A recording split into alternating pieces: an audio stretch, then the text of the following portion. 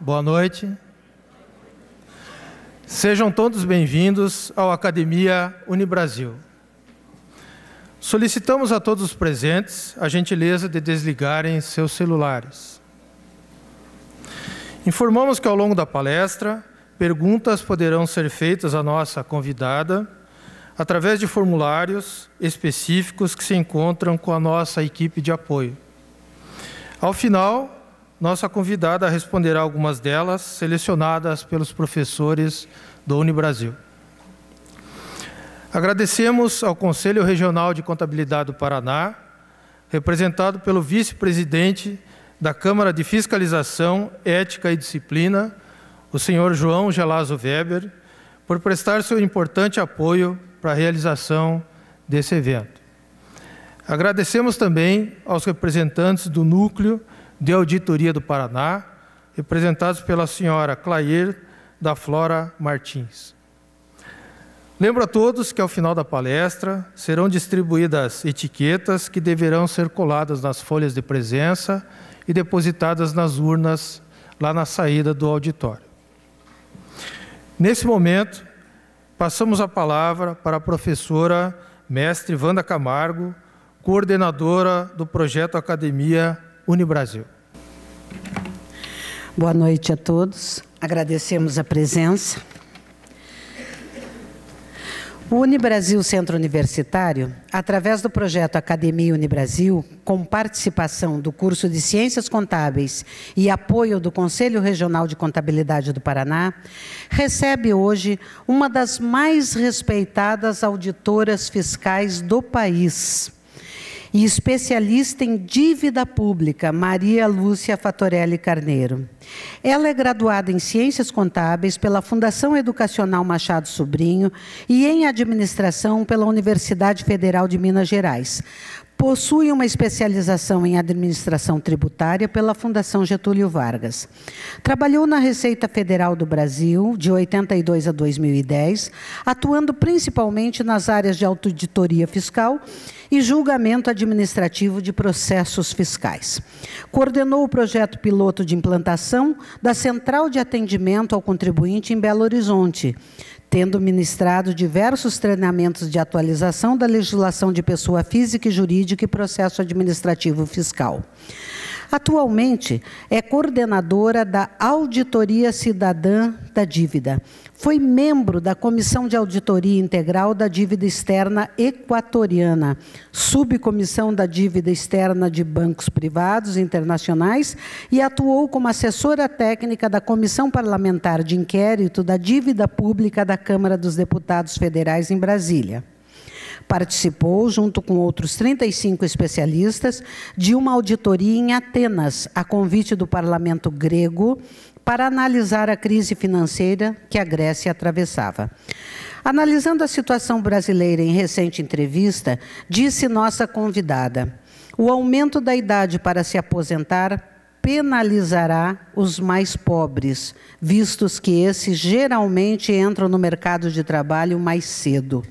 Além disso, será criada a previdência complementar para o serviço público, isto é, os recursos das contribuições previdenciárias irão para o mercado financeiro, que é extremamente instável e em nada garante a aposentadoria do servidor. O governo diz que o suposto déficit da previdência é necessário por isso se fazer essa reforma, para que se possa gastar mais com saúde, educação, etc. Porém, segundo dados do próprio governo, esse déficit caiu drasticamente no período FHC e irá cair a 1/3 do atual daqui a 30 anos. Maria Lúcia condena também a verdadeira ciranda financeira no Brasil. Em um dos países mais ricos do mundo, faltam recursos para áreas essenciais, mas não faltam recursos para os abundantes juros que tornam o país o local mais lucrativo do mundo para os bancos. Mas asfixiam a indústria, o comércio e, logicamente, extinguem empregos e aprofundam injustiças. Maria Lúcia falará sobre um tema atual do interesse de todos os brasileiros: sistema da dívida, realidade de abundância e cenário de escassez. com muito orgulho, no Unibrasil Centro Universitário, Maria Lúcia Patorelli.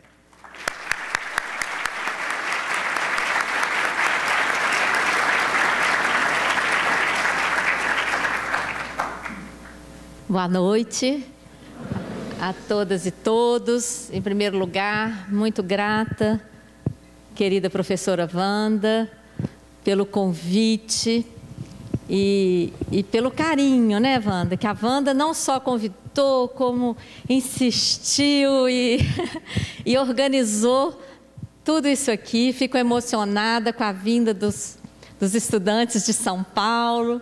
E com a presença de todos vocês, professora Thelma, não é isso? Professora Thelma, que trouxe toda a sua turma, gente. Vieram de ônibus de São Paulo e vão retornar. Olha.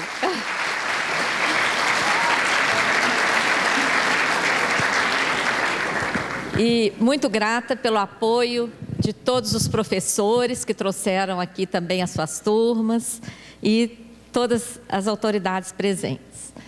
Bom, eu vou falar, põe a primeira tela, volta na, aqui tem aquele passador, não? Volta na primeira, aí. O nosso tema é o sistema da dívida. Realidade de abundância, cenário de escassez. O que é o sistema da dívida? É o que nós chamamos da utilização do endividamento público às avessas.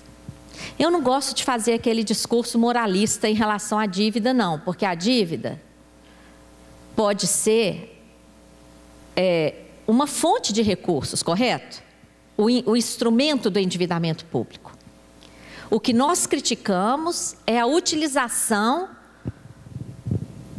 do endividamento público às avessas. Em vez de ser um instrumento de financiamento, passa a ser um mecanismo de subtração de recursos.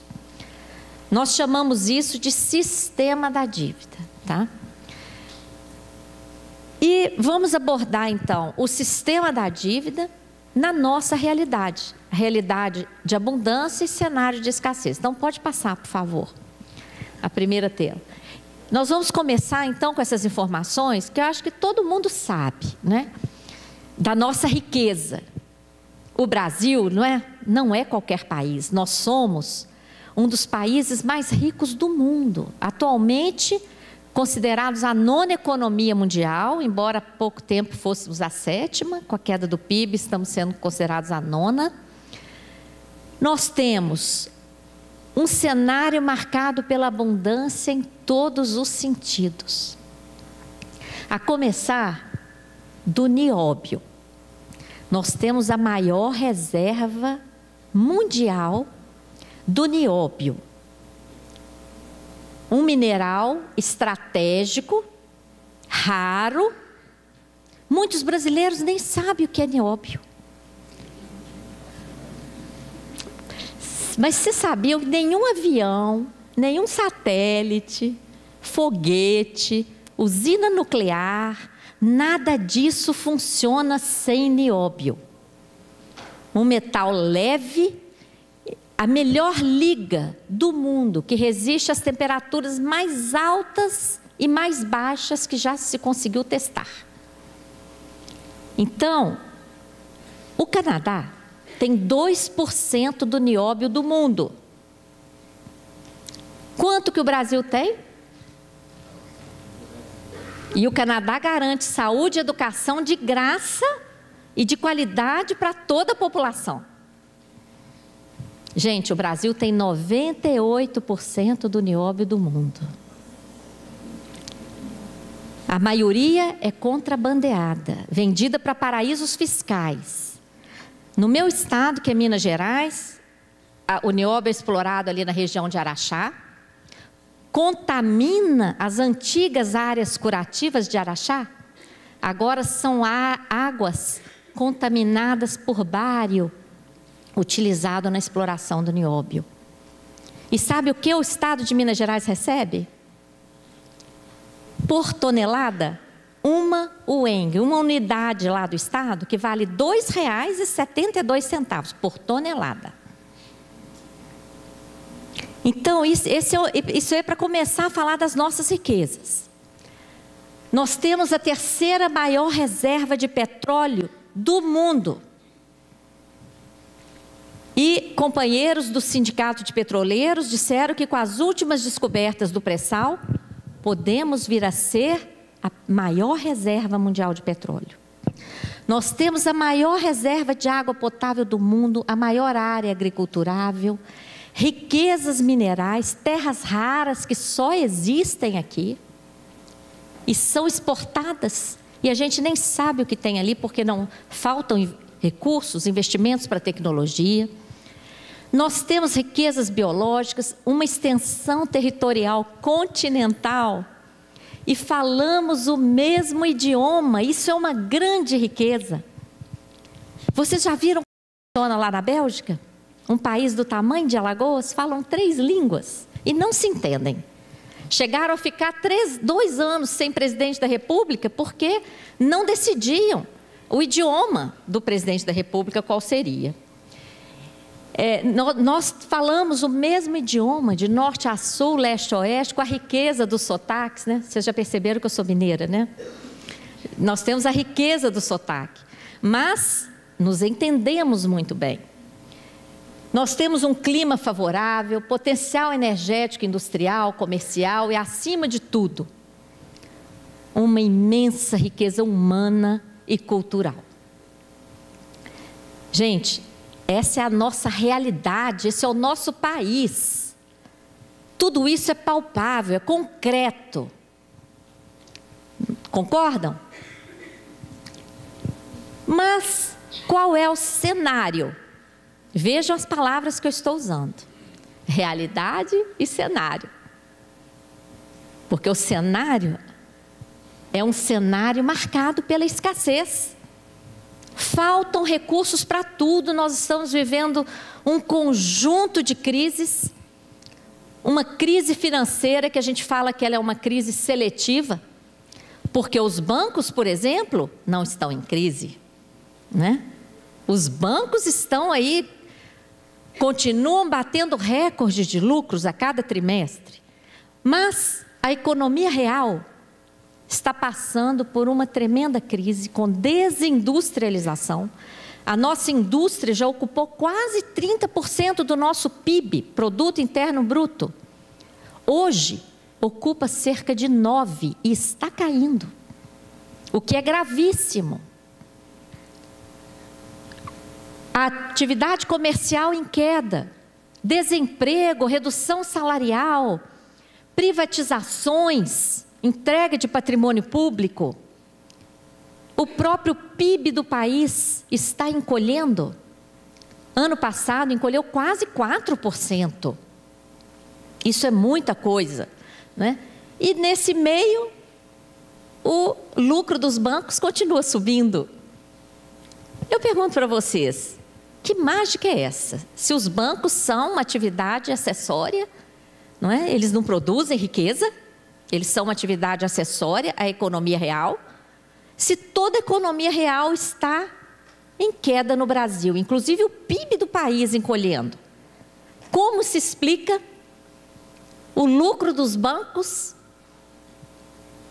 de 2015 foi maior do que o de 2014, a ponto de eles fazerem uma provisão para créditos duvidosos de 187 bilhões, senão o lucro de 2015 seria mais que o dobro do de 2014.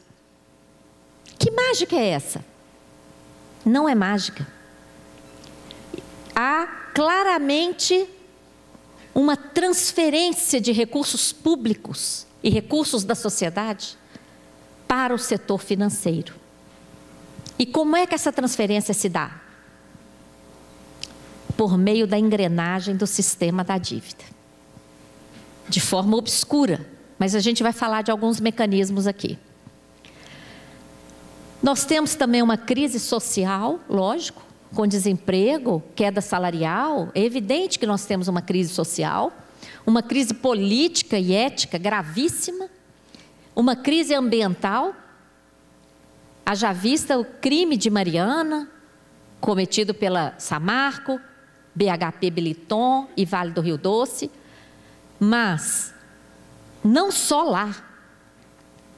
O próprio Nióbio e Araxá, provocando a contaminação das águas e vários outros exemplos, tanto é que nós estamos avançando os estudos sobre dívida ecológica, que não existe aqui no Brasil, não por acaso aqui no Brasil não se estuda o conceito de dívida ecológica, a gente está cuidando disso também. Bom, nesse conjunto de crises, econômica seletiva, social, política, ambiental, qual é o remédio que o governo tem colocado para enfrentar essas crises? Ajuste fiscal. Corta na educação. Atingindo aí, inclusive, os programas do FIES, do ProUni e etc. Corta na educação, corta na saúde. É assim que nós vamos enfrentar essas crises? Cortando nos gastos sociais? Privatiza-se mais, aumenta tributos, não qualquer tributo. Está na pauta o tributo sobre as grandes fortunas? Não. O tributo sobre as remessas para o exterior? Sobre a distribuição de lucros para os sócios? Não. O tributo que está na pauta é a CPMF, é aumento da contribuição social. Esses tributos é que estão na pauta. E, claro, as privatizações. Nesse conjunto, gente, o que nós temos visto? O crescimento brutal da dívida pública. Isso é que está provocando a crise fiscal, né? Pode passar. Então, para ilustrar um pouco mais, nesse cenário de crise, enquanto todo esse ajuste fiscal está sendo imposto para a área social, nós estamos assistindo ao avanço das concessões ao grande capital. Os juros praticados no Brasil são os juros mais elevados do mundo, sem justificativa. Não há justificativa técnica, jurídica, política, econômica para essas taxas de juros. Durante a CPI da dívida, que eu tive o privilégio de assessorar, nós conseguimos aprovar um requerimento dirigido ao Banco Central para eles explicar para a CPI como se chegava aquele percentual da Selic, na época estava em 8,75%. Como é que chegava a esse percentual? O que o Banco Central respondeu para a CPI? Não existe fórmula.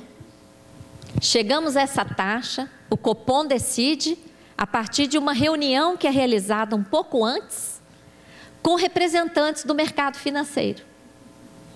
Então, o mercado financeiro é convidado para uma reunião, mais de 100 representantes, inclusive do FMI e de vários bancos, corretoras, e nessa reunião eles fazem lá os prognósticos sobre a inflação, sobre as várias conjecturas em relação ao mercado financeiro e chega, tem que subir mais meio, tem que subir mais 1. É assim. Então, no meio dessa crise toda, os juros continuam altíssimos, apesar da recessão que nós estamos vivendo. O lucro dos bancos subindo, o abuso na utilização de mecanismos financeiros. Esse aqui eu queria pedir para fazer um parêntese para explicar um pouquinho, porque uma das estratégias dessa questão é utilizar nomes que afastam as pessoas. Por exemplo, swap cambial. Você começa a ler um texto, se depara com swap cambial, você fala, isso não tem nada a ver comigo, isso é... Né? E vai querer passar a página. Então, o nosso movimento faz exatamente o contrário. Procura empoderar as pessoas, explicando, dissecando esses termos que, na realidade, são muito fáceis. O que é swap cambial? Nada mais é do que um nome dado para um contrato que o Banco Central faz com agentes, em geral, do mercado financeiro ou grandes empresas, importadoras e exportadoras. O que ocorre? Você se lembra que o dólar estava a R$2? Há pouco tempo, o dólar estava a R$2. E o próprio Banco Central norte-americano anunciou que ia fazer uma política de valorização do dólar. Então, todo mundo sabia que o dólar ia subir no mundo inteiro em relação a todas as moedas. Começou a haver uma procura por dólar. O que fez o Banco Central? Disse para o mercado: não compre dólar não. Assine esse contrato aqui comigo. Se o dólar subir, eu te pago a diferença. Esse contrato é um contrato que se chama contrato de swap cambial. Tem dificuldade nisso? Deu para entender? Então, qual é o problema? Por que eu falei ali? Por que eu estou falando desse mecanismo financeiro? Porque o Banco Central assinou contratos desse tipo em volumes que chegaram a centenas de bilhões de reais. Ele fez essa garantia. E o que aconteceu? O dólar estava em 2, ele continua em 2? Ele chegou a 4, não chegou? Agora caiu um pouco, mas ele chegou a 4. E quem fez o contrato, quando ele estava lá no 4, foi lá e pronto. Agora eu quero receber a diferença.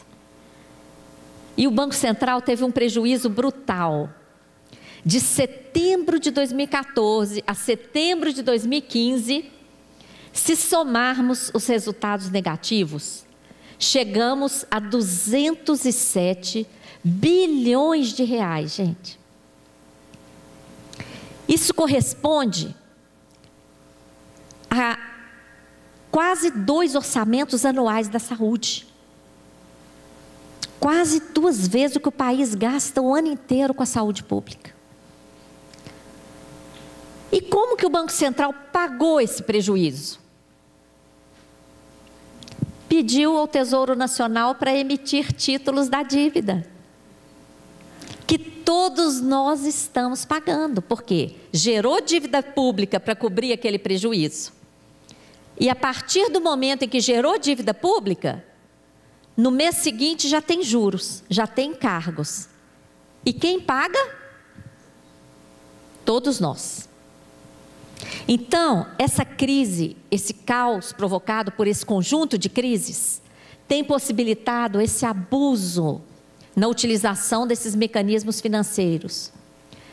Nós estamos pesquisando isso, encontramos um parecer do Tribunal de Contas da União, que foi arquivado há anos, que trata esse tipo de operação de swap cambial como uma operação ilegal. Eu sei que aqui tem muito aluno de direito, não tem?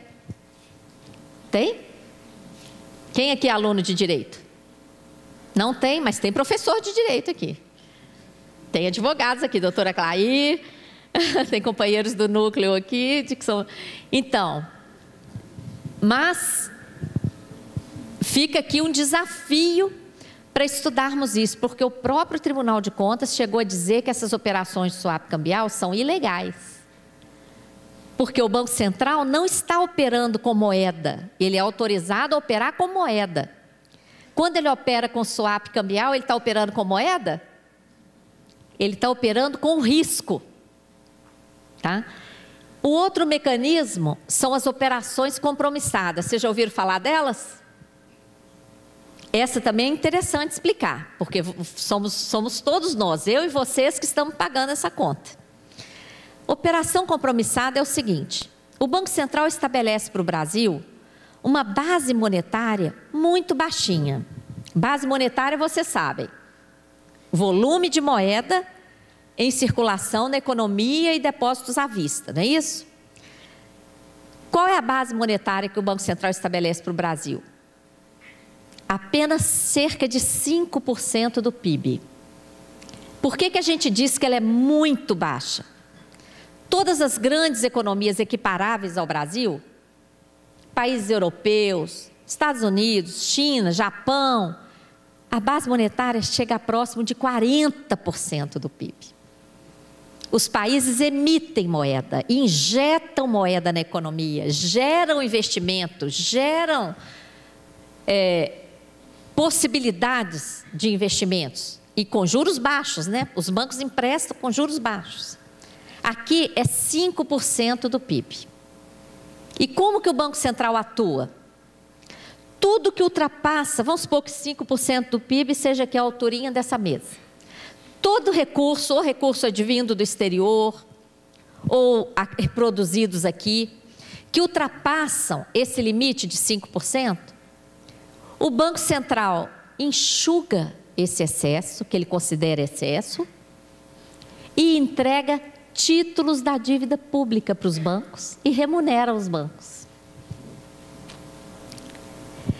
Imaginem, vocês têm ideia qual é o montante das operações compromissadas hoje no Brasil que geram dívida e remuneram os bancos? Qual é o volume delas hoje no Brasil? Alguém sabe? Cerca de R$1 trilhão, gente. 1 tri. Que o Banco Central esteriliza, o Tesouro emite título da dívida, entrega para o Banco Central entrega para os bancos e remunera com os maiores juros do mundo. Eu pergunto para vocês, o que aconteceria na nossa economia se o Banco Central deixasse esse R$1 trilhão no caixa dos bancos? O que vocês acham que aconteceria? Os bancos iam querer ficar com esse dinheiro parado? Não. Eles iam tentar emprestar. Mas a sociedade não quer pagar os 200%, 400% de juros que eles querem cobrar. O que aconteceria? A taxa de juros iria cair. E nessa crise financeira que nós estamos vivendo, de desindustrialização, de queda do comércio, quantas empresas vocês conhecem que quebraram porque não deram conta da rolagem de suas dívidas, do refinanciamento de suas dívidas por causa dos juros abusivos? Quantas pessoas desesperadas porque não dão conta dos juros? Ia mudar o nosso país. Então vocês estão vendo, o nosso não é recurso. Recursos sobram nesse país. A questão está na política monetária. Eu estou dando exemplo aqui de apenas 2 mecanismos que foram responsáveis pela geração de 1 trilhão e 200 bilhões de dívida que todos nós estamos pagando. E eu pergunto a vocês, qual é a contrapartida da dívida gerada para cobrir prejuízo do swap cambial? O que nós recebemos? O que nós recebemos? Nada. Qual é a contrapartida da dívida gerada 1 trilhão para as operações de mercado aberto? Nada. Isso, gente, é que nós chamamos de sistema da dívida. Deu para entender? É a geração de dívida sem contrapartida. Estão usurpando do instrumento de endividamento público. Concordam? Os contadores aqui presentes, isso é dívida, gente? Isso é dívida? Não, isso é outra coisa. Dívida não é. Nem sei o que seria, mas dívida não é, né? O que mais que está acontecendo? O retorno da CPMF sob a justificativa de déficit da Previdência que não existe. Se apura o déficit da Previdência, gente, fazendo uma conta equivocada, somando apenas a contribuição do INSS, pago pelos empregados e empregadores, e comparando com toda a despesa da Previdência. Sendo que o que está na nossa Constituição é a Previdência, assistência e saúde, juntas, formam a Seguridade Social. E o conjunto da sociedade financia a Seguridade Social. Os trabalhadores sobre a folha, trabalhadores empregadores, as empresas sobre o lucro, então tem a contribuição social sobre o lucro líquido, e toda a sociedade sobre o consumo, tem a COFINS, Contribuição para financiamento da Seguridade Social, que todos nós pagamos sobre todos os bens e serviços que consumimos, não é isso? Se considerarmos todo o financiamento da Seguridade, todo o gasto da saúde, da previdência, da assistência, não existe déficit. Nós vamos ver isso daqui a pouco. Outra coisa que está avançando, a elevação da DRU, da desvinculação das receitas da União, de 20% para 30%. Independência do Banco Central, que é o que o mercado financeiro mais deseja. Que o Banco Central fique de vez na mão do mercado financeiro, independente do poder político. A utilização, inclusive, da dívida externa como sistema. Por exemplo, agora, nós temos 370 bilhões de dólares em reservas internacionais. Todo mundo sabe disso. Em março desse ano, nós emitimos títulos da dívida, contraímos mais 1,5 bilhão de dólares de dívida externa. Para quê? Se nós já temos 370 bilhões de dólares em reserva, emitimos no exterior mais 1,5 bilhão de título da dívida externa. Nós fomos pesquisar, que operação é essa? Chegamos à seguinte conclusão: emitimos 1,5 bilhão de dólares em dívida, nos obrigando a pagar taxa de juros superiores a 8% ao ano. E para onde foi o dinheiro? Foi somado às reservas, que rendem para o Brasil menos de 1% de juros. Não tem lógica. Não tem lógica, tá? E por último, esse projeto de lei de iniciativa do Executivo 257 de 2016, que promete, por um lado, um desconto para a dívida dos estados, que não é desconto, é um mero alongamento, impõe um ajuste fiscal brutal com cortes para os servidores públicos e para o serviço público estadual, e tem 2 artigos que favorecem ao grande capital. Um deles transforma a União, transforma o Brasil em seguradora internacional para investimentos. Gente, isso é um absurdo. Qualquer investimento aqui que der errado, ainda que seja feito por um banco estrangeiro, por uma multinacional, a União vai funcionar como seguradora desse investimento. Isso está lá no meio desse 257 de forma sutil. E mais, um outro garante remuneração da sobra de caixa dos bancos. Também colocado de forma super sutil, pouquíssimas pessoas estão percebendo isso. Então, eu estou dando apenas alguns exemplos de avanço dos interesses do capital nesse ambiente de caos, por causa desse conjunto de crises aí que estão permeando o país. Então, é muito importante olharmos para isso e atuarmos, não é, nessas áreas aí em que poucas pessoas estão atuando. Pode passar, por favor. Então, bom, não preocupem em ler esses números, por favor. Eu aproveito para dizer que eu vou deixar essas telas aqui. Então, quem quiser depois ter acesso, pode usar. Nosso trabalho a gente não exige direitos autorais, vocês podem usar esses dados à vontade, a gente fica até feliz se vocês usarem. Qual é a principal determinante da crise fiscal? Nós passamos a tirar fotos dos quadros do Banco Central, porque são tantos números, a mídia divulga um número tão distorcido, que nós passamos a tirar foto para mostrar os números, que nós só trabalhamos com números oficiais, tá? Então, vocês estão vendo ali, quadro 36, títulos públicos federais, está dando para ver? Olha aqui, responsabilidade, Tesouro Nacional, títulos emitidos ali, deu para ver? Títulos emitidos. Janeiro de 2015, 31 de janeiro ali. Quanto Qual era o valor ali? 3.204.000.000, mas o gráfico é em milhões. Olha lá à direita, lá em cima. Então, milhões. Milhões, nós estamos tratando aqui de trilhões, ok? Então, nós iniciamos janeiro com 3.204.000.000.000 de títulos, ok? Nós terminamos 31 de dezembro com quanto? Dá para ver ali?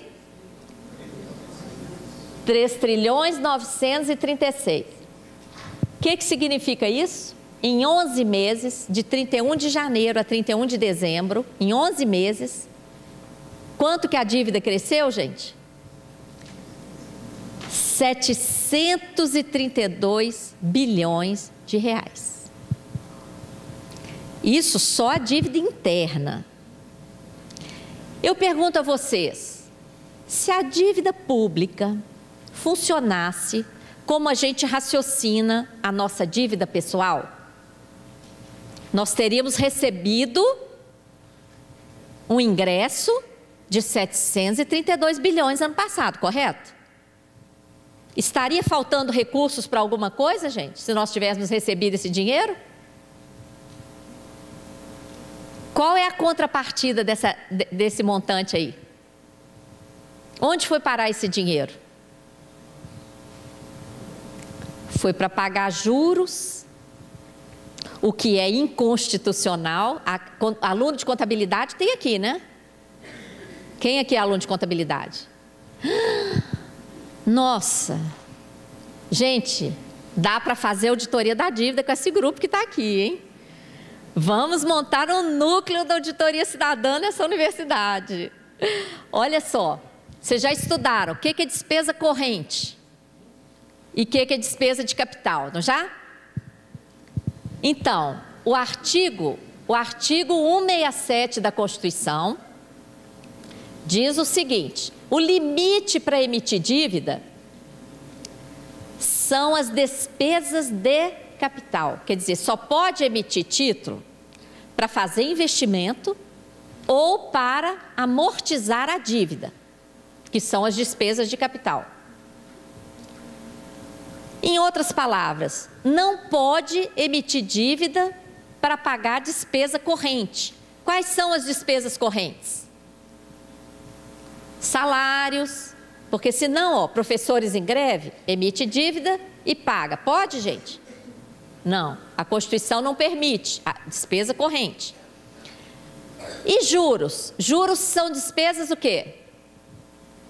Correntes. São despesas que se consomem anualmente, não são despesas de capital. Quando você utiliza a dívida para pagar a despesa corrente, isso é um procedimento inconstitucional, e isso está acontecendo. Então a dívida cresceu desse jeito, por quê? Porque foram emitidos títulos para pagar juros, o que é inconstitucional. Foram emitidos títulos para cobrir prejuízo de swap cambial. Foram emitidos títulos para remunerar 1 trilhão das operações de mercado aberto lá do Banco Central. Entenderam? E depois, quando a dívida chega nesse montante, pagando os juros mais elevados do mundo, trava o país, né? Pode passar, por favor. Então, é isso aí, ó. O que trava o país é essa política monetária equivocada.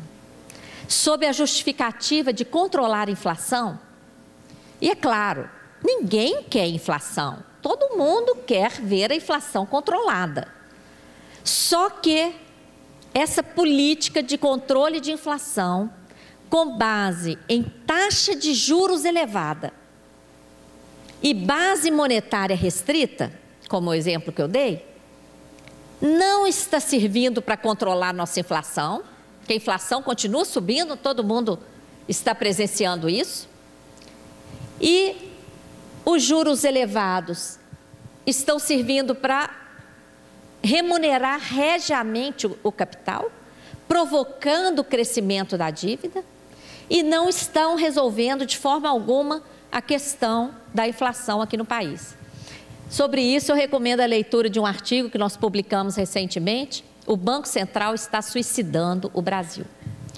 E nós utilizamos esse termo porque aquele famoso economista Piketty, Thomas Piketty, francês, você já deve ter ouvido falar dele, ele diz que seria um suicídio em tempos de crise o Banco Central não emitir moeda e não abaixar os juros. O nosso Banco Central não emite, não abaixa, mas faz o contrário. Enxuga 1 trilhão da economia e ainda aumenta os juros. Tá? Então, por isso eu usei esse termo aí em relação. Gente, de onde vêm essas ideias? De onde vêm essas ideias de juro alto, de controle de inflação dessa forma, de mecanismo de swap, de operação de mercado aberto, etc, etc. De onde vem? Essa ideia sai de universidades como essa? Não. Sai das outras universidades do Brasil, onde deveriam sair as ideias para a política monetária? Deveria ser das universidades. Mas é assim que tem funcionado? Pesquisando isso, nós localizamos esse documento. Quem assina esse documento? FMI, Banco Mundial. Assessment, está em inglês, assessment, acompanhamento. Acompanhamento detalhado de implementação das políticas monetárias, gente. São vários documentos como esse. FMI e Banco Mundial monitoram o acompanhamento das diversas políticas monetárias. Pode passar. Aqui tem uma lista, eu não vou entrar em todas, mas esse material eu já falei que está à disposição de vocês. Só lembrar ali, ó, o primeiro item da lista, eles vão fazendo tipo um checklist nesse documento. O que já foi implementado, o que já apresentou projeto, o que ainda está atrasado, é desse jeito. Primeiro, aprovação de lei assegurando a autonomia do Banco Central com diretoria independente do poder político. Isso aí é a pérola. Ou seja, é a privatização do Banco Central do Brasil. Porque hoje, se nós tivéssemos um presidente da República verdadeiramente brasileiro, estadista, bastaria chegar no Banco Central e falar, acabou a farra. Não tem mais esses juros abusivos, não tem mais esses mecanismos. O Banco Central agora vai deixar de ser o Banco Central do banqueiro e vai deixar de ser o Banco Central do Brasil. Bastaria isso. Se vier o Banco Central independente, pode vir o presidente da República que for. O Banco Central está entregue aos banqueiros. Tá? Perseverança com a política de controle inflacionário com metas. Que metas? Essas que não controlam a inflação e que servem para aumentar a dívida e transferir dinheiro para o capital. E várias outras aí, eu só queria chamar a atenção de uma ali, ó. Empoderar o Banco Central para fornecer recursos para recapitalização da banca. Isso, gente, é o que nós vimos na Europa. Os bancos quebraram, vocês se lembram? A crise de 2008, ela estava instalada nos bancos, não era nos países, era no setor bancário. E os bancos foram salvos. De que forma? Gerando dívida pública para os países e recapitalizando os bancos. Olha o que está no documento do Banco Central para o Brasil. Para que seja implementada essa política aqui. Então, os bancos vêm tendo lucros e não repartem nada com a sociedade. Mas na hora que vier uma crise que afetar os bancos, olha lá, já tem o dispositivo para que eles sejam recapitalizados. Pode passar. O resultado de tudo isso, gente, está expresso nesse gráfico. O que é esse gráfico? Uma pizza muito mal repartida. Quem fica com o maior pedaço ali, ó? Esse gráfico é o gráfico do orçamento de 2014. Os juros e amortizações da dívida ficaram ali com aquela fatia amarela, 45%. Educação, já que estamos numa universidade, vocês conseguem enxergar ali quanto ficou para a educação? 3,73%. E para a saúde? 3,98%, menos de 4%. E ciência e tecnologia, aqui, que é ligado à educação, Está vendo aqui no cantinho? 0,28. Gestão ambiental, que é uma questão vital, não é? 0,16. E habitação? 0. Mas o principal programa social não é Minha Casa Minha Vida? Como é que aparece 0? Porque é Minha Casa Minha Dívida, gente. A União não coloca dinheiro, ela abre mão do tributo que entraria, tem um programa de incentivo para as construtoras, e ela permite que a Caixa Econômica Federal libere o empréstimo. E o incentivo para o empréstimo, para uma parte do empréstimo ser aliviada, né, para as pessoas pagarem uma importância menor, sai da assistência social. Não sai da habitação, sai de assistência social. Então, o setor que ainda recebe uma fatia considerável é a Previdência, por causa da vinculação constitucional das contribuições, que querem tirar. E é por isso que o grande ataque ao falacioso déficit da Previdência. Porque não estão satisfeitos, os bancos que recebem ali os 45 não estão satisfeitos, querem mais. E de onde que eles vão tirar mais? De onde tem mais, não é? Que é a Previdência, né? Então, quando analisamos esse gráfico, nós entendemos o que amarra o Brasil, né? O ralo dos recursos. Está vendo ali transferência para estados e municípios? É a obrigação da União de repassar recursos para estados e municípios, porque o nosso modelo tributário concentra os recursos da União, não é assim? Então, está na Constituição que a União tem que repassar, por meio do Fundo de Participação de Estados e Municípios, uma parcela. Quanto que ela repassa? Está vendo ali? 9,19%. Eu pergunto a vocês, como fica o federalismo? Com a União repassando 45% para o setor financeiro e 9% para todos os 26 estados, Distrito Federal e mais de 5.500 municípios.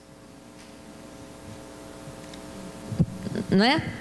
Então, isso aí mostra a importância de enfrentarmos esse problema da dívida. Pode passar. Em relação a 2015, nós ainda não preparamos o gráfico. Por quê? Quando fomos verificar os números, nós só trabalhamos com dados oficiais. O gasto com a dívida no CIAF, que é o Sistema de Contabilidade Oficial, estava menor do que o de 2014.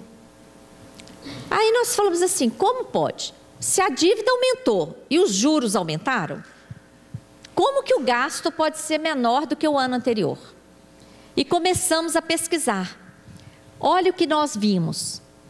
De acordo com o Portal da Transparência, as receitas realizadas em 2015, regime de caixa, somam 2.748 trilhões. As despesas pagas em 2015, regime de caixa também, somam 2.268 trilhões, de acordo com o CIAF. Localizamos uma diferença, gente, de quase R$0,5 trilhão. Uma diferença de 480 bilhões sobrando nas receitas. Todas as notícias que nós vimos não falam de déficit ano passado? Quando nós nos deparamos com isso, apresentamos pedido de informação com base na Lei de Acesso à Informação. O Tesouro Nacional pediu prorrogação de prazo e sabe o que nos informaram depois da prorrogação de prazo? Não responderam, falaram que a nossa pergunta foi genérica. Que tal? Sendo que a nossa pergunta foi muito simples. No site oficial da CGU, a receita é 2.748 no site oficial do Senado, a despesa é 2.268, uma diferença de 480 bi. Para onde foi? R$500 bilhão. Então, nós construímos o gráfico, pode passar? Aqui não vai dar para vocês lerem, eu tinha até pedido, professora Wanda, não deu para imprimir não, né? Não conseguiu imprimir, não? Ah, conseguiu? Ah, algumas pessoas receberam. Então, olha, esse gráfico, depois vocês... Então, vai estar disponível no site, pode colocar a palestra toda lá. Viu?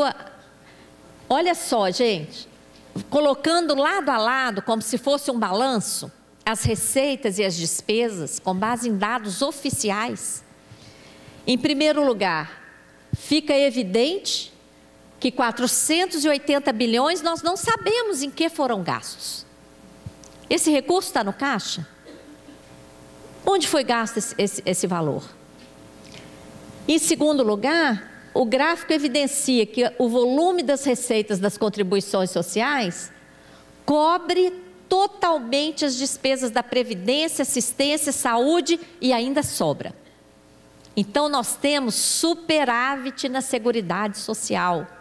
Nós poderíamos estar discutindo melhorias dos proventos de aposentadoria, poderíamos estar discutindo melhorias na saúde, melhorias na assistência, mas esse superávit tem ido para pagar juros, tá? Tem sido desvinculado e tem ido para pagar os juros. Pode passar, por favor. Bom, a principal evidência, gente, que o nosso movimento tem revelado é a atuação desse sistema da dívida. Então, é a utilização, o sistema da dívida é a utilização do endividamento público às avessas. Em vez de servir para o financiamento do Estado, ele promove uma subtração dos recursos públicos, tá? E transfere para o setor financeiro. É um sistema que se reproduz internacionalmente, vimos isso em outros países latino-americanos, europeus, e se reproduz também internamente no âmbito dos estados e municípios, tá? A principal característica do sistema da dívida, a ausência de contrapartida. Qual é a contrapartida do swap, das operações compromissadas e de tantas outras operações? Não encontramos. E o maior beneficiário é o setor financeiro.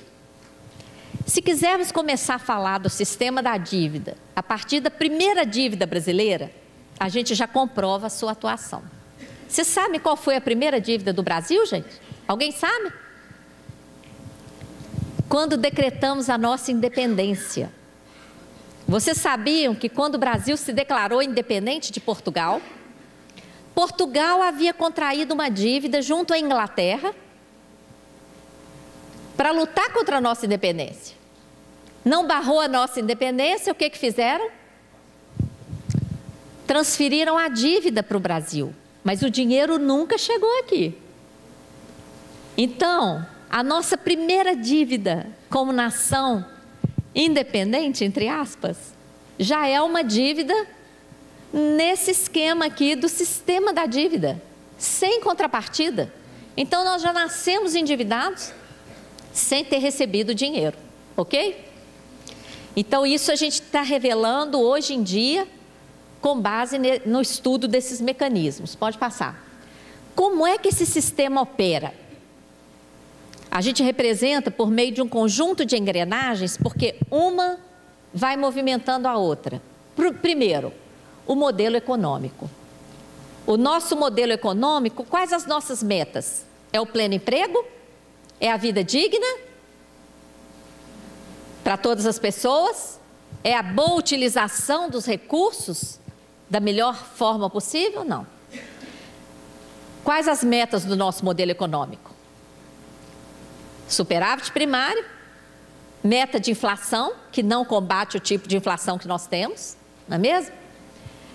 Esse funcionamento do modelo econômico garante esse privilégio financeiro, porque essas metas funcionam para obter exatamente o recurso para para os juros e amortizações da dívida, se baseia num sistema legal, entre aspas, que não é tão legal assim, porque é uma legislação, às vezes, adaptada, interpretada para beneficiar o capital. Depois nós podemos entrar em detalhes. E quem vota essas leis? Um sistema político financiado pelo grande capital, não é? A corrupção é essencial a esse modelo. Primeiro, porque o modelo é corrupto em si. O próprio pagamento de juros com a emissão de novos títulos, que ferindo a Constituição, isso é ou não é uma corrupção? É uma corrupção. E vários outros exemplos, emitir título da dívida para pagar prejuízo de swap cambial, isso, na minha avaliação, é uma corrupção. E várias outras, né? Então, o sistema é corrupto em si, em centenas de bilhões de reais todo ano. E essa corrupção que sai nos jornais, do mensalão, do petrolão, etc., é interessantíssima para o sistema da dívida. Porque se perguntarmos hoje para os brasileiros, por que o Brasil não dá certo? Quantas pessoas vocês acham que vai responder sistema por causa do sistema da dívida? Pouquíssimas, né? E quantas vão responder? Por causa do mensalão, do petrolão e etc. Então, essa corrupção, né, a grande mídia faz o papel dela também. Não é que deixa de divulgar o que deveria divulgar para conscientizar a população, né? E a cabeça do sistema da dívida são os organismos internacionais. Como nós vimos lá os documentos, toda essa orientação para chegar nesse resultado vem dos organismos internacionais. O resultado é uma grande dominação financeira com graves consequências sociais, como estamos assistindo aqui no Brasil. Pode passar. Bom, eu falei de mecanismos que geram dívida, aqui eu coloquei uma lista, tá? Porque emissão de título para pagar juros, eu mencionei, abusivas taxas de juros é o que turbina a própria emissão de dívida para pagar dívida, o swap, a compromissada, eu comentei várias delas. Eu queria só mencionar a última, já que aqui tem muitos alunos de contabilidade.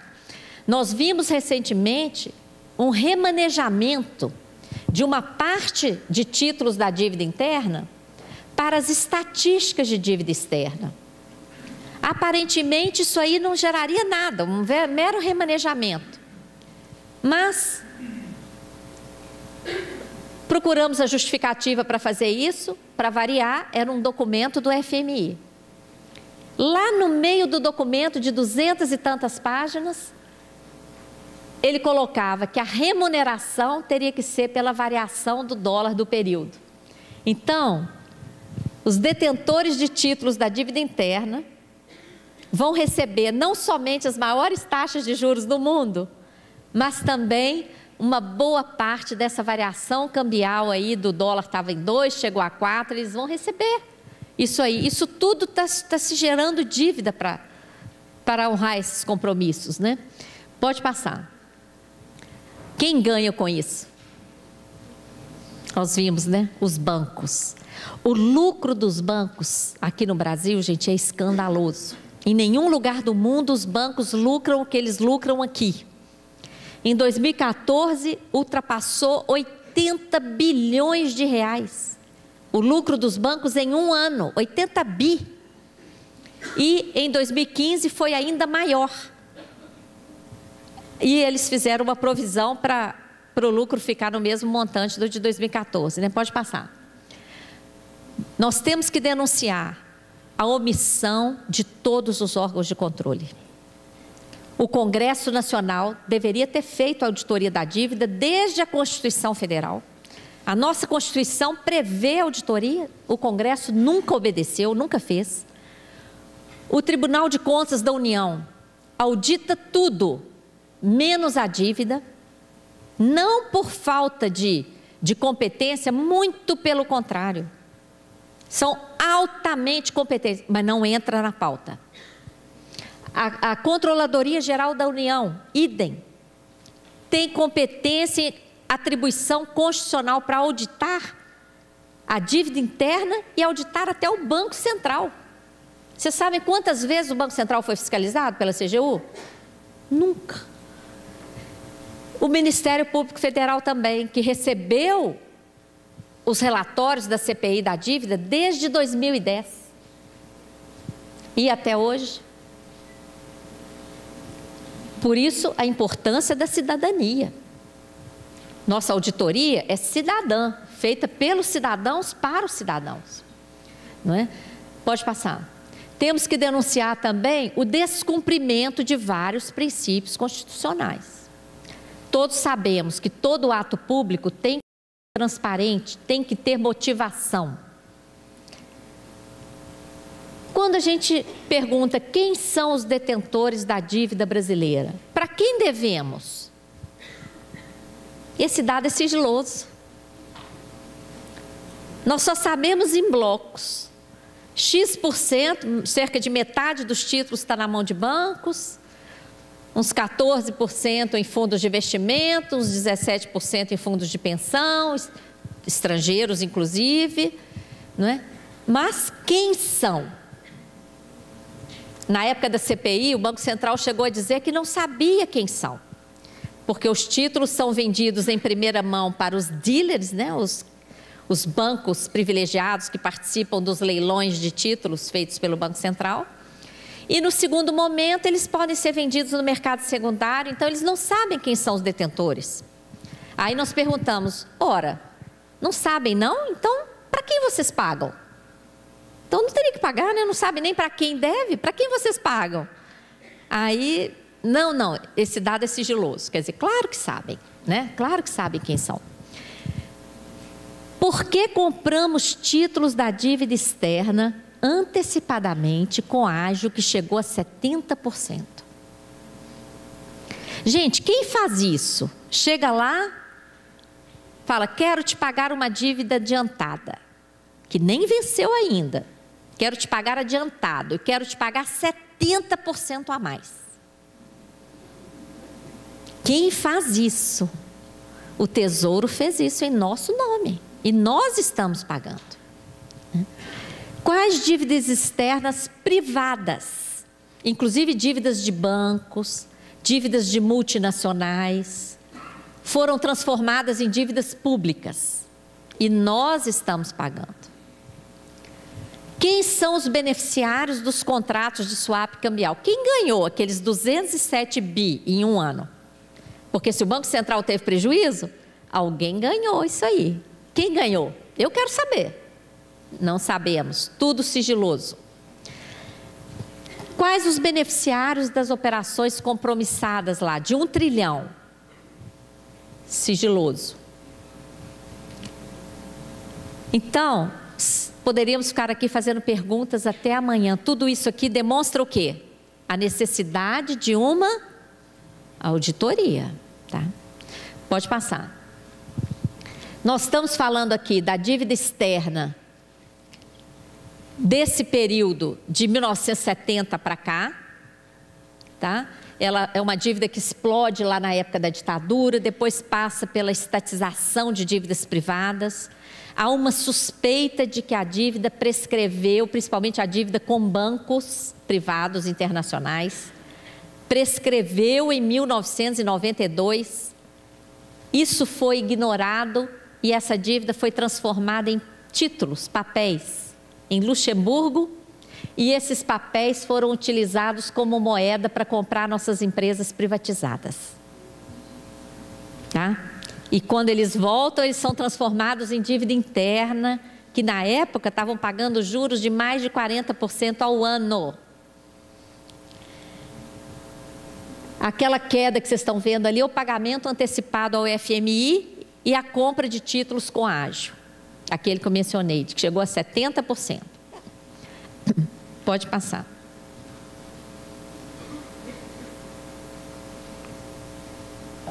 A dívida interna explodiu a partir do Plano Real. Por Porque o Plano Real acabou, teoricamente, com a atualização monetária, com a indexação automática, para tudo, exceto para a dívida. A dívida ficou sendo atualizada mensalmente, de forma cumulativa. De um mês, corrige para o outro, do outro já pega o corrigido e corrige, e assim por diante, mês a mês. Com base no IGP, o índice calculado pela Fundação Getúlio Vargas, que é o maior índice de correção do país. Ela explode a partir do Plano Real, também com vários refinanciamentos que geraram dívida, de forma questionável, inclusive o refinanciamento da dívida dos estados que eu vou mencionar. Essa é aquela que chega a quase 4 trilhões que eu mostrei a tabela. Pode passar. Nós temos aí vários artifícios que vocês vão ver alguns gráficos diferentes dos gráficos que nós mostramos, tá? Da Auditoria Cidadã. A que se deve isso? Nós utilizamos somente dados oficiais e utilizamos somente dados brutos, tá? Então vocês vão ver aí gráficos que mostram que a dívida está caindo, gente. Aí vocês prestem atenção numa palavrinha líquida, que vai estar lá. Não é a dívida bruta, é a dívida líquida. O que é a dívida líquida? Eles deduzem uma série de créditos. Por exemplo, é como eu falar, a Wanda, vamos supor que a Wanda me emprestou 100 mil reais. Mas eu tenho um lote lá em Minas que vale 70 mil.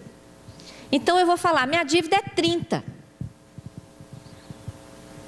Minha dívida é quanto? É 100 ou é 30?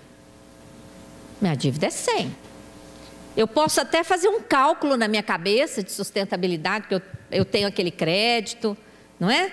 Mas a minha dívida é 100. Eu vou pagar juros sobre 100 ou sobre 30? Sobre 100. Eu vou ter que reembolsar quanto? Enquanto eu não vender aquele lote que está 70, minha dívida é 100. Então, cuidado com as estatísticas. Se tiver líquida, vocês leiam assim, estão me enrolando, tá? Os juros divulgam os juros reais. O que nós pagamos de fato? O que nós pagamos para os credores? São os juros reais? Nós pagamos os juros nominais. Então, são vários artifícios.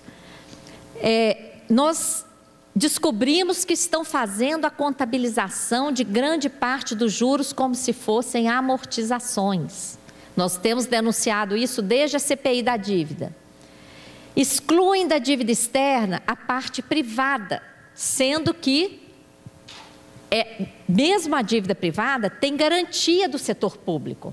Vocês estão estudando contabilidade? O que é uma garantia? É uma obrigação. Nós temos que somar as obrigações. Então, a gente pega sempre o dado da dívida externa bruta. E outras, nós recomendamos aí a leitura de alguns textos sobre isso, em que a gente explica isso detalhadamente, não é? Depois vocês podem explorar com calma. Pode passar. Em relação à dívida dos estados. A dívida dos estados também, gente, segue o mesmo esquema do sistema da dívida, da ausência de contrapartida, da interferência do FMI. Desde 98, quando a dívida foi refinanciada com base na Lei 9496, os estados tiveram que fazer ajuste fiscal, tiveram que privatizar o patrimônio, inclusive privatizar os bancos estaduais e assumir a dívida dos bancos. Vocês aqui no Paraná tinham o Banestado, não é isso? Eu vou mostrar para vocês o que aconteceu com a dívida do estado. E um detalhe, praticamente não existe bibliografia sobre esse tema da dívida pública. Um dos únicos livros sobre a dívida dos estados que existe é esse aí que nós organizamos, num esforço, porque não existe bibliografia, tá? Eu não falo isso para nos vangloriar, não, para denunciar. Como é que as pessoas vão conhecer um tema se não existe bibliografia para estudar? Não é? Pode passar. Esses dados, gente, são do Paraná. Vamos ver se vocês conseguem enxergar. Naquela tabela de cima, é a dívida refinanciada lá em março de 98. Está vendo ali 462 milhões, o valor da dívida refinanciada? Dá para ver ali? Então, a dívida do Estado era 462 milhões, lá em 98. Porém, olha aqui a última coluna, saldo devedor inicial. Vê se vocês conseguem ler esse número aqui. 5.659.900, praticamente. Espera aí, deixa eu sentar. Como que 462 milhões se transformou em 5.660? Vocês fazem ideia? Toda aquela diferença ali, ó, empréstimos do Proes. Sabe o que é aquilo? É o passivo do Banestado que foi privatizado, virou dívida de todos os cidadãos do Paraná. Então o Banestado foi privatizado. Qual banco privado mesmo que comprou o Banestado? Foi Itaú?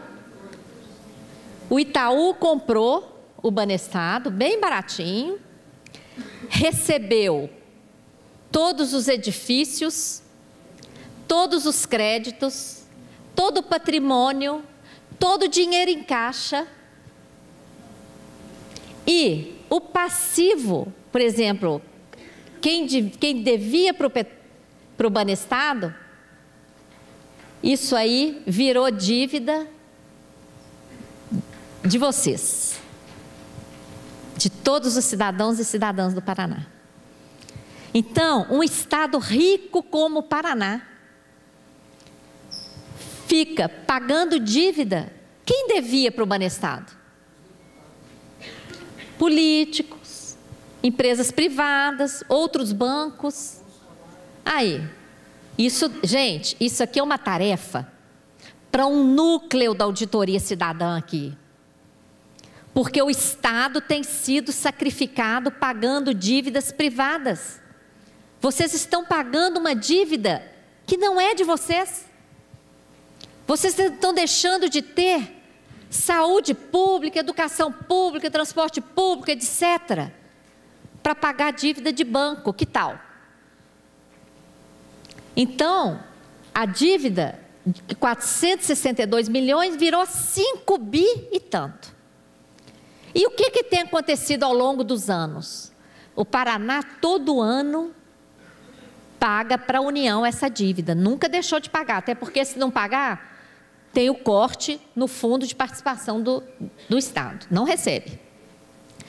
O Paraná tem pago religiosamente. E quanto que está a dívida do Paraná agora? A dívida interna. Olha aqui. 16 bi. Vocês devem interna, fora, sem contar a dívida externa. O Paraná deve 16 bilhões 356, só de dívida interna. Precisamos ou não precisamos, gente, ter um núcleo aqui na faculdade? Nós já temos um núcleo aqui político. Doutora Clair é a nossa coordenadora, está aqui, uma salva de palmas aqui para a doutora Clair. Viu? Mas nós podemos ter vários núcleos de estudos e eles vão se somar, vão reforçar uns aos outros, né, Clair? Com representante, um representante participa lá e vários núcleos aqui, para a gente aprofundar esses estudos. Pode passar.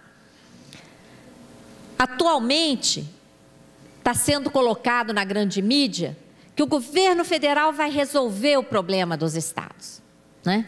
E porque foi votada essa lei complementar 148 lá em 2014, depois ela foi modificada pela lei complementar 151, o governo regulamentou com o decreto 8616, tornando ainda mais oneroso o cálculo dos estados.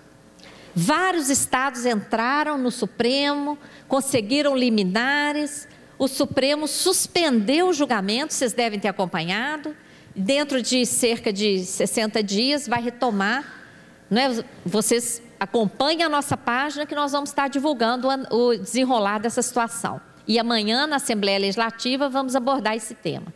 Pode passar. Isso aqui é um outro esquema que nós identificamos de geração de dívida de estados e municípios. Estão sendo criadas sociedades anônimas, empresa SA, acoplada a estados e municípios. Essas empresas emitem debêntures. O que são debêntures? Papéis financeiros, obrigações como títulos. Essas SAs emitem com a garantia do setor público. O que é um papel financeiro com garantia do setor público? É como se fosse um título da dívida. Então, nós estamos também investigando esse tipo de operação. Depois, no debate, se vocês quiserem, a gente aprofunda. Eu conto a história lá da PBH Ativos em Belo Horizonte. Pode passar. Gente, tudo isso que nós estamos falando aqui não teria a menor importância se não tivesse impactos sociais, se não interferisse na vida das pessoas. E essa interferência é brutal. O que existe, a injustiça vigente no nosso país é inaceitável. Nós somos a 9ª economia mundial, um dos países mais ricos do mundo. E, ao mesmo tempo, nós somos o mais injusto. Nós somos o país em que a distância entre ricos e pobres é a mais cruel do planeta. Nós somos o 79º no ranking dos direitos humanos, segundo o IDH medido pela ONU. 9ª economia mundial, 79º IDH. Nós somos o penúltimo no ranking da educação, entre os países da OCDE. Isso não é um acaso. Está até no Antigo Testamento. Você quer destruir um povo? Deixe de dar educação a ele. Porque aí você tem ali um povo alienado, né? De medíocre para baixo, né? Então, nós não podemos nos conformar com isso. E isso é responsabilidade de todos nós. É o nosso país. Nascemos aqui e precisamos defender e lutar para modificar esse cenário, né? Isso aí não é a realidade, é cenário. Pode passar, por favor. É claro que existem muitos caminhos para sair disso. A nossa proposta é uma auditoria dessa dívida. Nós queremos dissecar esse processo que está amarrando esse gigante Brasil. Como eu mencionei, a auditoria está prevista na Constituição. A sociedade já se mobilizou, já organizou um grande plebiscito no ano 2000. Foi desse plebiscito que nasceu a auditoria da dívida, a auditoria cidadã da dívida. Tudo que publicamos, tudo que produzimos está disponível na nossa página. O principal passo aqui no Brasil foi a CPI, que a maioria das pessoas nem soube. Vocês souberam da CPI da dívida? Agora, em 2009, 2010?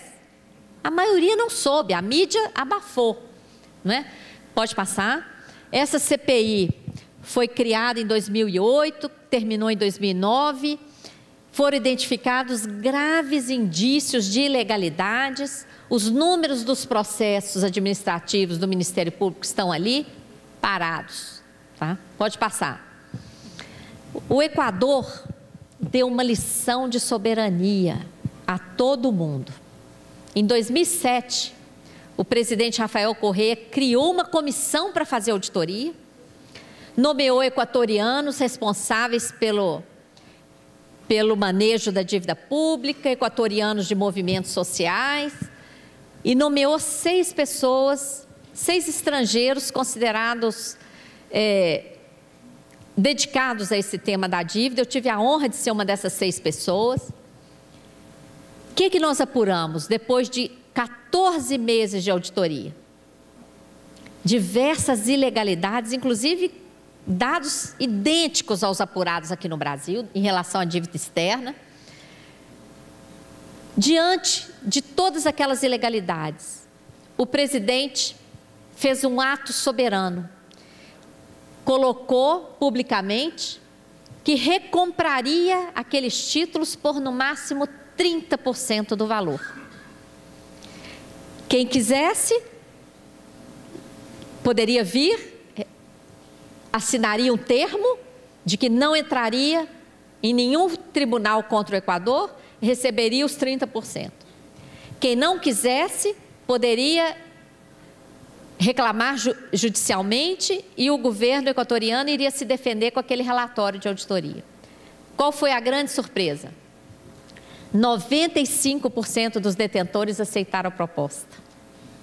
O Equador anulou 70% de sua dívida externa em títulos com a concordância dos detentores dos títulos. Qual foi o resultado disso? É o último gráfico que eu vou mostrar, gente. Pode passar. Vocês estão vendo ali aquelas colunas vermelhinhas? Correspondem ao gasto com a dívida de 2000 a 2011. As azuisinhas ali, o gasto social. Todo ano, o gasto social ficava mais ou menos em 1/3 do gasto com a dívida. Olha aqui, a partir de 2007, o presidente Rafael Correa assume. O gasto social ainda é menor do que o gasto com a dívida. A auditoria começou em junho de 2007. Em 2008, quando apresentamos o relatório, 2 meses depois já tinha um vencimento de juros. Ele já suspendeu aquele pagamento e reverteu todo aquele recurso que ele pagaria os juros para saúde e educação. Pela primeira vez na história, olha aqui, 2008, o gasto social supera o gasto com a dívida. No ano seguinte, 2009, quando ele anula 70% da dívida, olha como cai o gasto com a dívida. E o gasto social continua aumentando. De 2008 para cá, o Equador erradicou o analfabetismo, recriou o sistema de saúde. Tinha acabado saúde pública lá, gente. O ajuste fiscal havia sido tão rigoroso que eles já não possuíam saúde pública. O sistema de saúde pública foi recriado, foram feitos investimentos, triplicaram o salário dos professores e vários outros investimentos importantes para o país. É só vocês olharem os dados da CEPAL, que vocês vão ver o comportamento dos dados do Equador. Pode passar. Bom, o Equador tem que tirar o chapéu. Tem que tirar o chapéu mesmo. E aqui no Brasil, para encerrar, qual é a nossa proposta? Como nós vamos enfrentar essa situação? Nós temos que ter uma estratégia. A nossa proposta, primeiro, conhecimento da realidade. Se essa realidade está escondida, nós não temos nem chance. Então, primeiro, conhecer a realidade. Nós precisamos criar uma grande mobilização social consciente. Para isso, participar da Frente Parlamentar Mista. Nós conseguimos as assinaturas, vamos fundar uma Frente Parlamentar Mista com participação da sociedade civil. Então, entidades nacionais, das quais vocês participam, podem ter assento nessa frente parlamentar que está para ser inaugurada, participar dos núcleos da auditoria cidadã. Como eu mencionei, nós precisamos multiplicar os núcleos Brasil afora, não é? Participar do curso à distância. Nós abrimos essa semana inscrições para um curso à distância, um curso de 120 horas, um curso diferenciado, em que a gente coloca tudo isso que a gente aprendeu a partir do exame dos documentos, dos contratos e dos dados da dívida pública. Nós precisamos reivindicar uma auditoria com participação da sociedade civil, Não podemos deixar que essa auditoria seja feita por essas grandes companhias privadas de auditoria internacional. Precisamos sair do cenário de escassez e viver a realidade de abundância. Pode passar, por favor. Convido todos vocês a participar da campanha pela derrubada do veto. Depois de 15 anos de auditoria cidadã, nós conseguimos incluir no plano plurianual a indicação para uma auditoria da dívida pelo Executivo. Dilma vetou o PPA, esse dispositivo do PPA. Então, vocês podem participar na nossa página, quero assinar, pesquisar os parlamentares, enviar mensagem para os parlamentares, pedindo que eles vetem esse dispositivo para garantir a realização dessa auditoria no âmbito do Executivo também. Pode passar, terminou? Para finalizar, gente, eu coloco aí essa foto. Essa foto é do lixão de Brasília. A 15 quilômetros do Palácio do Planalto, centenas de brasileiros e brasileiras disputam o lixo de Brasília para sobreviver. Inclusive crianças, idosos. Isso é consequência do sistema da dívida, gente. Né? E nós precisamos, é urgente sair desse cenário. Né? A nossa luta trata disso. Nós não enfrentamos a dívida pública pela dívida, pelos números, por sua contabilidade. O nosso maior objetivo é enfrentar esse sistema para que os recursos cheguem onde tem que chegar. Não é mesmo? Então fica aí, eu convido vocês para entrar na nossa página, curtir a nossa página no Facebook, compartilhar os posts, fazer o curso, participar do núcleo, da campanha Derruba o Veto, tudo isso. E agradeço imensamente pela oportunidade de estar com vocês aqui essa noite. Muito grata. Muito grata mesmo.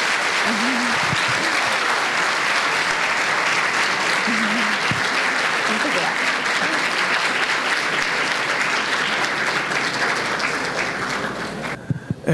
Foram selecionadas 5 questões aqui que nós faremos a nossa convidada, né? Com a permissão dela, naturalmente. Claro. A primeira pergunta selecionada foi do aluno Luiz Henrique, do curso de administração. Quais seriam os passos para uma reforma econômica, né, no Brasil para a gente sair dessa crise? Pode fazer todas e aí eu respondo em bloco, pode ser? Do aluno Josemar, né, também aí do curso de administração. Swap cambial e operações compromissadas são práticas antigas ou nasceram nos últimos 13 anos? Ainda do aluno Josemar, né, os diretores do Banco Central, ao longo do tempo, sabem de todos esses problemas. Por que não tomaram providências e de onde vem a pressão? Flávio Vilmar Silva, advogado. Em relação à dívida, o que significa ao país o plano para o futuro pretendido por Temer e seu grupo? Isso é difícil. E do aluno Anderson, de Contábeis, né? Atualmente temos diversos impostos e a melhor maneira não seria unificar certos tributos, né? E fazer como funciona o imposto de renda, por exemplo, né?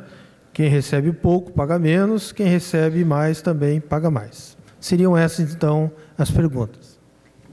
Muito grata pelas perguntas. Olha que interessante, a maioria sobre a política monetária, né? A questão do swap, do comportamento do Banco Central e o que fazer para modificar aí essa situação.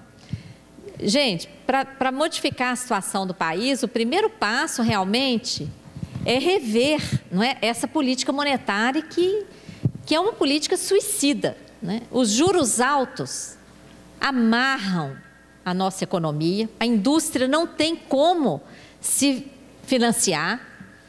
Não é? Então, rever essa política monetária. Claro que os presidentes do Banco Central sabem disso, mas quem tem sido o presidente do Banco Central? O Henrique Meirelles, que agora está sendo chamado para ser ministro de Temer, foi o presidente do Banco Central durante os 8 anos do Lula. Quem foi o ministro, quem foi o presidente do Banco Central na época do Fernando Henrique? Armínio Fraga. Vamos ficar nesses dois. De onde vieram essas pessoas? Eram banqueiros. São banqueiros. Eram não? São banqueiros. Temporariamente se licenciaram para assumir o Banco Central. Não são estadistas, são banqueiros, né?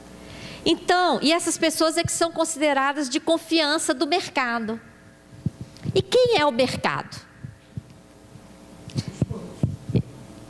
Pois é, agora, antes, quando a gente falava isso, muitas pessoas às vezes desqualificam. Isso é papo de esquerdinha radical.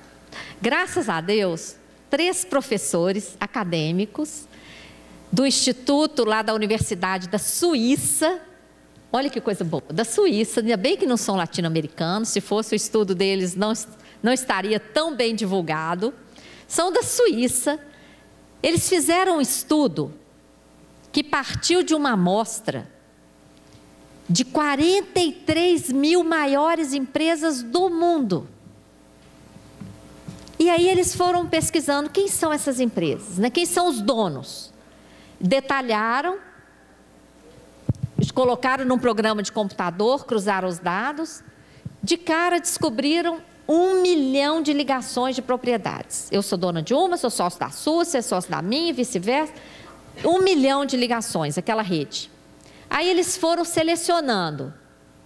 Mas quem manda? Porque ser sócio é uma coisa e controlar é outra. Eles foram selecionando quem controlava. Chegaram num núcleo de apenas 147. No mundo, 147. E quem era dono dessas 147? 50 bancos. Interligados entre si. Às vezes o dono de um era dono de outro também. Sócios. Então, o mercado está provado num estudo acadêmico feito na Suíça. Está provado quem é o mercado. Pouquíssimos bancos controlam quase todas as grandes empresas do planeta. Então, essa coisa de dizer, esse é da confiança do mercado, é porque é um deles. Ou é um que está na mão deles. Ou faz, ou age de acordo com o interesse, ou então vai ser denunciado. Esses é que servem. E isso, gente, vai continuar acontecendo enquanto a maioria da sociedade estiver inconsciente desses fatos. Vocês concordam? O que a gente já conversou e vê como saída é conseguirmos uma grande conscientização social que provoque o constrangimento desse tipo de atitude, que provoque um pouco de dificuldade para que isso continue acontecendo, porque hoje está muito fácil. Isso está acontecendo e a maioria nem se dá conta, e tem gente que ainda bate palma. Não é bom, esse cara é bom porque o mercado vai apoiar, os investidores internacionais vão trazer dinheiro para cá. O que é isso? Então, é fundamental, professor, fundamental aprofundarmos esse conhecimento, dissecarmos isso e popularizar esse conhecimento. Popularizar, isso aí tem que, como dizem os jovens, viralizar, não é? Eles falam, viralizar esse conhecimento. Temos que conseguir isso, porque esse fato está acontecendo em todos os países e esse conjunto aí das 43 mil maiores empresas, concentrando a renda e a riqueza em todas as áreas. Essas empresas não eram só financeiras, eram na área financeira, mineração, armamento, semente, medicamento, energia, petróleo, todas as áreas. Como que essas empresas estão atuando em relação à humanidade? Muitas delas Até uma atuação social, por incrível que pareça, mas muitas delas não têm o menor escrúpulo para explorar as pessoas, o meio ambiente e etc. Né? Então, a solução passa pela revisão dessa política monetária, mas não apenas isso. A mudança tem que ser realmente uma mudança integral, não é? Uma mudança abrangente, de paradigma mesmo. Não é nada fácil, não existe mágica.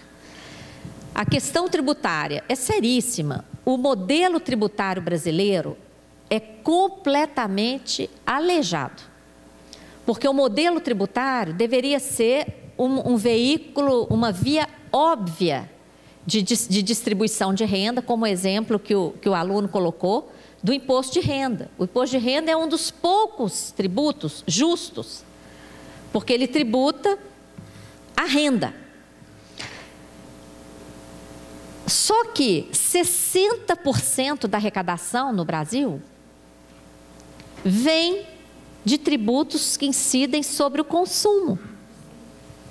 Então, quando você tributa o consumo, está lá o pacote de macarrão, com mais de 20% de tributo embutido. O mendigo que ganha uma esmola e consegue lá comprar o pacote de macarrão, vai pagar o mesmo tributo que o milionário que vai lá comprar a sua pasta. Né? Então, o tributo, mais de 60% da nossa carga no Brasil advém dos tributos indiretos. E dentro dos tributos existem uma série de distorções, né? O imposto de renda mesmo, apesar de ser dos mais justos, tem várias benesses embutidas. Por exemplo, o setor financeiro pode fazer uma dedução. Juros sobre capital próprio. Vocês já estudaram isso no curso? Essa é uma dedução que só beneficia os bancos e grandes empresas que calculam lá sobre o lucro real e que têm capital próprio para calcular aquele juro e fazer aquela dedução. Quer dizer, é uma despesa fictícia, ele nem paga essa despesa. Ele calcula o juro sobre o capital próprio e deduz. Isso aí beneficia as grandes empresas e só existe aqui no Brasil isso, viu gente? É uma jabuticaba. Nenhum outro país tem essa coisa de dedução de juros sobre capital próprio, só aqui. Então, a reforma que nós temos que fazer, toda ela parte desse paradigma de mudar o princípio. Mudar o princípio, mudar o olhar. Esse olhar de beneficiar sempre os mesmos. Porque isso aí está nos levando, olha, a uma concentração de renda brutal. Dado da Receita Federal, 0,5% da população economicamente ativa, 0,5%, detém 43% do patrimônio declarado à Receita Federal. Não tem jeito de ter justiça fiscal e social nessa conjuntura. Né? O plano aí do Temer é um plano que segue lá aquele documento lá, quem é que está pensando o Brasil. São aquelas reformas, é a manutenção de juro alto, manutenção das metas de inflação, que não combatem a nossa inflação, que é uma inflação provocada por preços administrados. Inflação provocada por energia mais cara do mundo, telefonia, gasolina, etc., mais cara do mundo. Aumentar juros vai fazer baixar o preço da energia? Não. Vai fazer baixar o preço do alimento? Que é outra causa da inflação aqui no Brasil, alimento caríssimo, por falta de uma política agrícola adequada, porque nós temos terra, água, gente para trabalhar, clima, tudo favorável. É outro ponto que teria que ser melhor explorado. Né? Então, Todas essas questões que foram colocadas aqui, olha, focam a questão da política monetária, da política tributária, não é? Que estão intimamente ligadas, né? Tem que ser atacadas em bloco. Fazer tudo de uma vez, gente, um decreto, a partir de amanhã, tudo diferente. Nós sabemos que isso não existe. Então, a nossa proposta de auditoria permite um caminhar, né? É um processo que permite desvendar esse processo todo que está acontecendo, trazer isso à luz, permite a participação das pessoas, o conhecimento e uma pressão social legítima, porque afinal de contas somos nós que estamos pagando essa conta, né? Estamos pagando uma conta muito pesada, porque todos os brasileiros e brasileiras poderiam estar tendo uma qualidade de vida infinitamente melhor do que a que está tendo. E nós estamos vendo aí milhões, como eu mostrei naquela última foto. Isso também é um preço que a gente paga. A nossa felicidade fica afetada quando a gente vê essa situação e é uma impotência que não pode fazer nada, né? Então, a proposta da auditoria é um caminho para começarmos a abrir brechas aí, colocar travas ali naquele conjunto de engrenagens ali para abrir espaço para o nascimento de políticas diferentes, né? Políticas realmente calcadas nos princípios éticos e que venham a trazer vida digna para as pessoas, uma melhor distribuição de renda, respeito às nossas riquezas, respeito ao meio ambiente e às pessoas, certo? Não sei se eu consegui responder em bloco, né? Já está todo mundo um pouco cansado também. Obrigado.